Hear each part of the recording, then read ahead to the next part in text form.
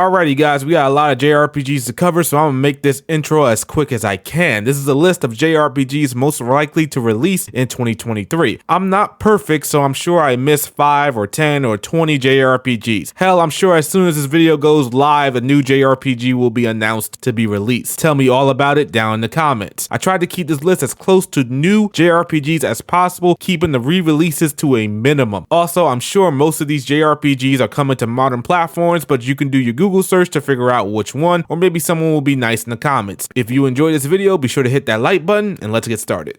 Atelier Ryza 3. Ryza 3 is an RPG that I always knew was going to be inevitable from the moment the first Ryza game was released and got so much positive feedback for reasons. Those reasons, whether you like it or not, shot the entire series to new heights it's never seen before. Breaking sales records, making money, and reaching milestones the Atelier games would have taken way longer to get to if the first Ryza game didn't hit the way it did. And even though the Ryza games have their reasons for hitting the way they did, on top of those reasons, you have pretty good games. The first two games are fairly chill and laid back adventures with fun combat and charming characters. I played and finished both and was pleasantly surprised that they were so enjoyable. Of course, being Atelier games, item creation is at the forefront, so that won't change here. There seems to be a lot of new characters, and almost all returning characters from the previous entries are coming into this game, and as such, the playable characters seems to be quite large. Fitting, as this is more than likely the final song for the Ryza games. I mean, there can't possibly be a Ryza 4, right?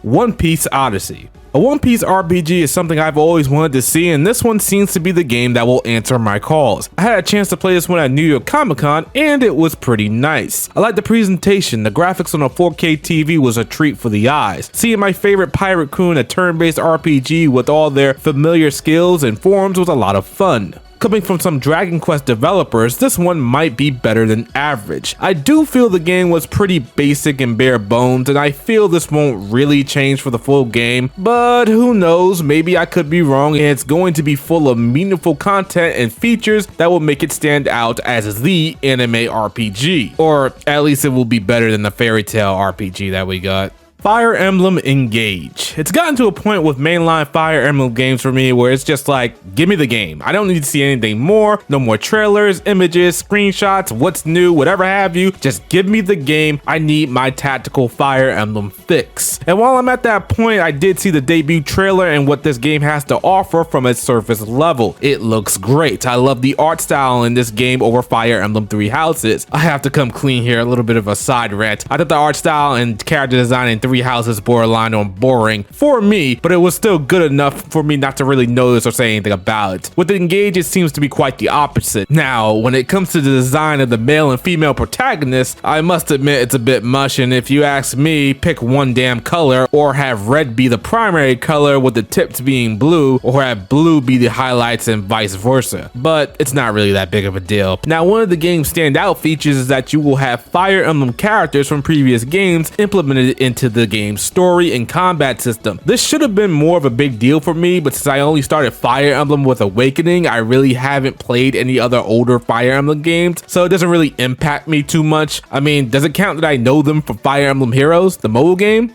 No? Well, that's a shame. Octopath Traveler 2. Octopath Traveler 2 is an RPG that I'm heavily anticipating for the year. I enjoyed the first game that pioneered the 2D HD style from Square Enix. The game was a treat for the eyes to look at, and the combat was challenging, although the bosses were a little bit spongy. Hopefully the sequel makes battles more engaging and the story more connected. One of the biggest criticisms about the first Octopath Traveler was how disconnected each character's story was from the rest. It did sort of come together for the true ending, but for the majority of the game, it was very jarring to see characters tackle situations by themselves when I have other party members that can assist with said situation. Square Enix has stated that the story and characters will be more linked and involved, so I'm not too worried there. Octopath Traveler 2 should be a good RPG to sink my teeth into. Grand Blue Fantasy Relink. Okay, I'm gonna be real with you guys. I don't know what to say about this game anymore. Now, it's been through some development problems, but it's been at least 7 years from when the game was announced. It still hasn't released. If this game comes out without any issues or is just really good, I'd be very surprised. A game that's been delayed for so long, in my experience, is usually not a good thing. It really seemed like 2022 was the year this game was finally going to release, but nope. I always like what I see whenever I see this action RPG out and about, whether it be trailers or images. So it's just at this point, can I play the game already? Please. And on a sidebar, is the Grand Blue Fantasy mobile game still popular? I know when it was first released, it took the Japanese mobile game market by storm and people loved it, but does it still have that same strong foothold in the space? I thought about playing it, but my time can only be sunk into one mobile game at a time, and that's Fate Grand Order. I need all these servants in the coming year, so wish me luck. I have a problem. Speaking of mobile games, this next one is going to be me cheating for this list a bit. Honkai Star Rail. Honkai Star Rail is indeed a mobile game, but if Genshin Impact can come out and act like it's not a mobile game, then I can add this game to the list. You know what? That probably didn't make any sense, but I'm gonna stand by it. Just like Genshin Impact, Star Rail will house gorgeous visuals, and instead of action combat, battles will be turn-based. Bringing a party of 4 into battle to fight enemies and awesome attack animations and great presentation with its general look and feel, Star Rail is shaping to be another mobile game to look at. Just be sure it doesn't destroy your wallet with all its eye-candy character design. The gacha hell is not something you want to find yourself in. Disgaea 7. This is one tactical game I was not expecting to see so soon. I thought Disgaea 6 as an RPG was an okay experience, but as a Disgaea game, it was pretty lackluster. So much so that in nearly every Disgaea game I've tackled post-game content, but in Disgaea 6 I didn't even bother. Disgaea 7 could put me back on track. I won't lie, I'm not a fan of the move to 3D, and that's not changing here. If you don't know, Disgaea was a series that always used 2D sprites, but decided with its most recent entries to move to the 3D space. And while the overall Disgaea charm is there, I feel it's just not the same. With Disgaea 7 housing more character classes than the series has ever seen before, and new gameplay features that will involve characters turning into huge giants to unleash ungodly amounts of damage, maybe that will be the additions I need to make it feel like the same Disgaea that I know and love. Let's just hope for my sanity the game doesn't just release only on the Switch when it makes its way overseas. Persona 3 Portable. Persona 3 has had a very limited console release, and now we get to play the PSP version of Persona 3 Portable on modern platforms. Persona 3 is quite the RPG with a strong cast of characters and great story. With the enhanced portable version, you have arguably some good quality of life improvements from its PS2 counterpart to make this one of the most accessible versions of the game to play. I guess depending on how you look at it, that's the hardcore Persona 3 fanbase. I think we already know that the Persona games are some of the best RPG experiences out there, and Persona 3 might have been where the series truly got its boom. It will be something to see new gamers experience this classic and see the game we all fell in love with. I mean, it's not better than Persona 5, but you know, it's still amazing. Yeah, that's right, Persona 3 fans, I said it. Persona 5 is actually the best in the series, and I stand by it. Come at me in the comments. Let's go. I ain't scared of any of you.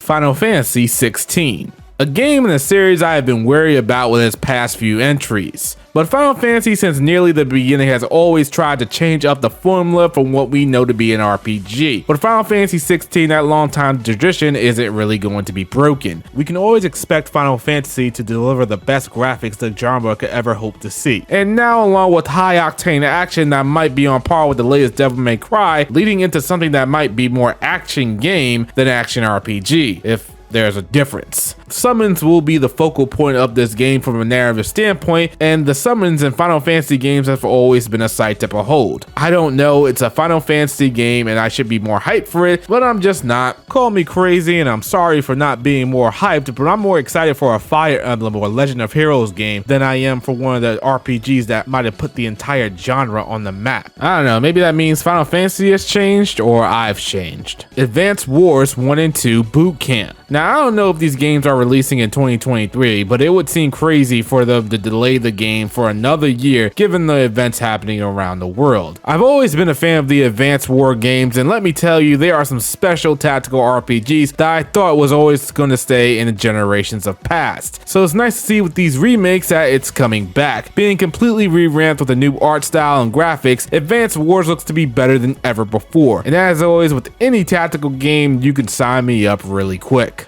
Legend of Heroes Trails into Reverie. You know, I thought it would take forever for 2023 to get here, but since it is, we finally get to see the next mainline installment of the Legend of Hero games. That, by the time this game releases, has already been out in Japan for 3 years. Gotta love the speed of these games coming overseas. One would think we're back in the mid-2000s with this slow pace, but it does give me some time to decompress from the Trails games, so I guess that's a good thing. Looking to be a full-force epilogue to the Cold Steel games, Trails into Reverie is going to tie up some loose ends and give some explanations to some behind-the-scenes events that we didn't see take place in the Cold Steel games. Actually, I'm not too sure about that, don't quote me on that. I played every single Legend of Heroes game underneath the sun. I try to go into each new Trails game with as little information as possible so I can be surprised. Anyway, if Cold Steel 3 and 4 are anything to go by, this game will feature the largest cast of playable characters the series has seen to date. And in case you are wondering, no, hell no, you cannot start with this game, don't even think about it.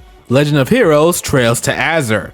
Well, we finally got the first game in the Cross-Bell Legend of Hero games, and now we will be officially getting its sequel in English after God knows how long. We all know the Legend of Hero games are some of the best RPGs you will ever have the honor of playing, and this entry in particular I feel ups the ante in almost every single way, especially from a story standpoint. Some mind-blowing revelations and plot points are addressed that, if you've been keeping up with the Legends of Hero games, will leave you absolutely speechless. And of course, as with the last entry, you cannot start with this game. Like, if you do, I will look for you, I will find you, and I will force you to play the entire series from the beginning. Probably. The Legend of Nayuta Boundless Trails. Oh, you thought for a second we were done with the Trails entries? Oh no, boo-boo child, we got one more on the list. Boundless Trails is a spin-off set in the Trails universe, and just like the other Trails games on this list, this one is finally making its way overseas for us to play, being out on PSP in Japan since 2012. I know it's better late than never, but god damn. That aside, Boundless Trails is an action RPG similar to the East game, so you can expect some fun battles along with a decent amount of platforming, and don't forget this is a PSP game at its core, so if it looks a tad bit dated, well, there's your answer. And of course the age-old question, do you need to play the other Legend of Hero games to understand this one? I think not. This one is rather standalone. However, people caught up with the franchise's installments, including myself, theorize that based on the lore and taking everything they know into consideration, that there is a reason as to why this one got the green lit to be localized. I'll leave the rest to your imagination on that for now. Blue Protocol. Yet another high budget online / mobile / MMO game is coming to us in the form of Blue Protocol from Bandai Namco. This one is going to be an action RPG sporting a beautiful anime art style with exploration that might be in line with Genshin Impact. Or maybe it might be an insult for me to be comparing these two games. I will admit this game looks surprisingly good, almost on par with Tales of Arise. You'll be able to tackle quests solo or with a group of your friends, and with what seems to be a plethora of customization options at your disposal, everyone in your party is bound to look different. Blue Protocol has been in development for quite some time, and I'm thinking this is going to be one to keep an eye out for. Will it take the spotlight from similar games in the genre? Only time will tell. Like a Dragon Inshin. No longer the Yakuza series, the games have been universally updated to be called Like a Dragon, and we have the first new game in the franchise under that name. Well, not a new game, this one is a remake of a Like a Dragon or Yakuza game that was released a few years back, and now the whole world gets to experience this entry. This game will feature gameplay that you already know and love, with swordplay and gunplay to mix things up. The Like a Dragon games have always been a hit with the fans and newcomers, so I'm expecting this one to be no different. As for me personally, I'm going to wait for the next turn-based mainline entry. Suikoden 1 and 2 HD Remaster. Suikoden has been one of those classic RPGs that everyone loves. Maybe not the most popular, but it certainly is up there. And these two are beloved by fans. Now, I don't have much experience personally with the Suikoden games, although I hear Suikoden 2 is easily the best in the franchise, so if I get a moment, I'll play and see what all the fuss is about. Of course, being HD remasters, you have your updated graphics, features that will speed up battles, and autosaves have been added, and I'm sure other modern day conveniences. It's funny, with the release of these HD remasters coming out in the same year, the spiritual successor, Eiyuden Chronicle, is releasing as well. This kind of reminds me of two other games, maybe not the same genre, but similar situations. It's almost like if the spiritual successor or inspirational game didn't come out, these new games and remasters or remakes wouldn't have been even thought about. But since I did mention Eiyuden Chronicle 100 Heroes.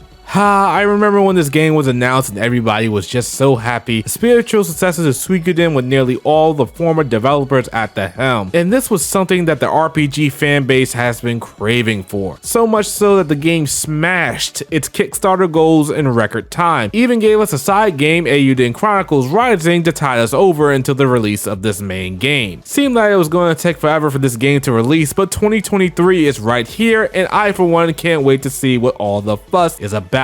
Boasting 100 playable characters, 2D art that will have Square Enix looking twice, and of course nostalgia for old JRPGs. What's there not to love here? Dragon Quest III 2D HD Remake. Of course, being one of the many JRPG godfathers, I am filled with excitement for this game. I played most of the Dragon Quest games, but the early ones have completely slipped under my radar, and this one is a prominent entry for the genre. Boasting the 2D HD look seems to be the perfect way to bring this classic to the modern day. And you will probably have all your modern day conveniences like autosaves and fast forward options. I'm not sure if this one is going to be coming out this year, but one can certainly get their hopes up. And if it does, it will easily be my most anticipated JRPG of the year. Stellar Blade. I feel like Stellar Blade and Forspoken are two sides of the same coin. One is going to be praised for its more down-to-earth female protagonist, and the other one is going to get flack just because. Stellar Blade will put you in the hands of a blade-wielding, beautiful female lead. The game will house some pretty good graphics and be set in a futuristic environment with a combat system of slicing, dodging, and parrying your enemies. Looks to be a fun game that I hope that I can get around to playing this year. Wait a minute, is this an RPG? Isn't this a Korean game? Is it even an action RPG or just a full-blown action game in line with Devil May Cry or Bayonetta? I don't know, might be cheating yet again with this entry, but hell, it's here and a game that I would like to play. So yeah, Wild Hearts. If you love Monster Hunter games or just hunting style games in general, Wild Hearts might be up your alley. As for me, I'm only interested in the hunting style of games unless it starts with a God Eater. Speaking of which, we need another entry. Anywho, Wild Hearts came out with its first trailer and everyone was fairly excited. I mean, what's there not to be excited about? Hunting down large-scale monsters with your friends, with some awesome visuals, great design, and all being made by Omega Force, the people that nearly represent the warrior style of games, and being backed by EA. This game is being published by EA. Really? Well, if I didn't have interest before, and I certainly don't now. Trinity Trigger. You know, if an RPG hits me with some great artwork, you'll almost always have my curiosity, and Trinity Trigger seems to have that in spades. I mean, seriously, the character design here is very eye-catching. And then next, of course, you need some good gameplay to keep my attention. And the gameplay here seems to be fairly standard. You'll be running around fields, fighting enemies on screen while switching between weapons to dish out more damage to enemy weaknesses. The game seems to be pretty lighthearted. Would love to give it a shot, but I don't think this one will be on my radar personally. But I think a fair bit of you will be interested in this game, as it will also support local co-op, so if that tickles your fancy, this one might be right up your alley. Front Mission 2 and 3. Mecha seems to be making a sort of comeback with these remakes of Front Mission 1 and 2. RPGs released some time ago are now coming to a modern platform near you. And of course, with that, you'll have your new features, enhancements that you'll either feel are welcomed or feel like the original has been tarnished. Either way, it's coming and you'll be able to switch between classic style gameplay and modern style should you choose. The first remake was released not too long ago and was received nicely by fans, so I suspect this one should be the same. Housing good customization options for your mech, enemy body parts to blow away, along with some serious RNG to keep battles as chaotic or fun as possible, you're looking at faithful remakes. I'm unsure if the third remake will be released in 2023, but I think hoping can never be a bad thing. Sea of Stars. My faith in Kickstarter games have been restored, and Sea of Stars has become more interesting than ever before. This game was slated for a 2022 release, but has been delayed to the following year, boasting tons of inspiration from JRPGs of yesteryear and seeming to be doing a damn good job at it, I might add. Even having a world map, adding on top of its visual style pixel art that could make other games in the genre jealous, and you have what could be something very special. Let's just hope this game doesn't get delayed any further. I would surely like to get my hands on it sooner rather than later, but I suppose most of you subscribe to the mindset that it will release when it's ready, no matter if it takes another year. Man, I wish I had that kind of mindset. I'm almost envious of you guys. Final Fantasy Rebirth. Oh, the next part to the Final Fantasy VII remake, it's on its way with Rebirth, and I for one cannot wait. I loved everything about the remake, to the graphics, some character designs, the shifting gameplay style from its original, and all the little and major story changes that was made. If you know, you played the game, and if you don't, well, let's just say things are different to say the least. The game is slated for a winter 2023 release, but as you well know, the winter season bleeds into the following year, so this may very well be a 2024 release. And to be honest with you, I don't think Square Enix is going to release two major Final Fantasy titles in the same year. I mean, it could happen, but I don't think so. Either way, it's a day one pickup. Fairy Fencer F Refrain Chord. Fairy Fencer F, a JRPG I was surprised was actually pretty good, considering they come from the same developers and publishers of Hyperdimension Neptunia. I remember the first game being a fairly competent turn-based RPG, but this sequel's changed things up to be a tactical RPG. The change is kinda out of nowhere, but it will probably give the game its own identity. Still, I'm looking forward to seeing how this turns out, so it's definitely on my radar. Xenoblade Zone Zero. The action RPGs just don't stop coming. Only thing about this one is it's just as much as an action RPG as Genshin Impact. So while it's indeed an action RPG, it's technically a mobile game. But hey, if Genshin can come out and make the impact it did on this space, why can't any other mobile game company start throwing things at the wall and seeing what sticks? Even though it's the same company.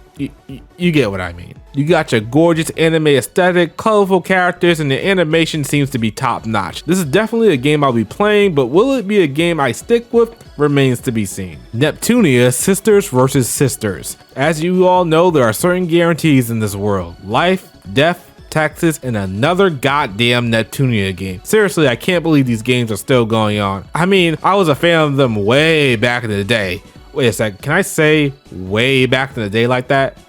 Yep, the very first Hyperdimension Neptunia game came out 10 years ago. Holy crap, where did the time go? Anyway, what's there to say about Neptunia games at this point? They're relatively low budget, featuring cute girls doing cute things while being a parody of the modern day console war. And the games are fun for what they are. This game will focus on the mobile gaming market, overtaking the dedicated handheld gaming market. Seems like a pretty fun premise, and I actually want to see how funny this latest game plays out, but I don't think it will be a game that I'll be playing personally. Neptunia fans, let me know what you think and if the series has seen any vast improvements over the years. Alrighty guys, that's it for this video. Let me know down in the comments below what you thought about it. Hit the like button and of course subscribe if you are new to the channel. I'll catch you guys next time. Peace.